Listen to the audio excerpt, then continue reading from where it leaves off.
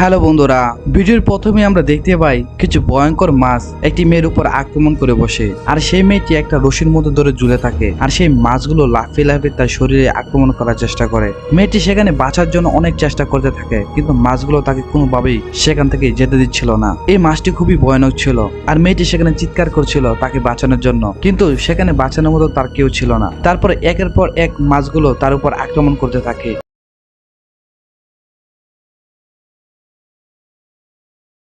আর এই মেয়েটি সেখান থেকে বাঁচার জন্য জোরে জোরে চিৎকার করছিল, আর মেয়েটি একটা রশির মধ্যে ধরে ঝুলে থাকে। আর তখনই সেই মাছগুলো একের পর এক মেয়েটির শরীরে আক্রমণ করতে শুরু করে।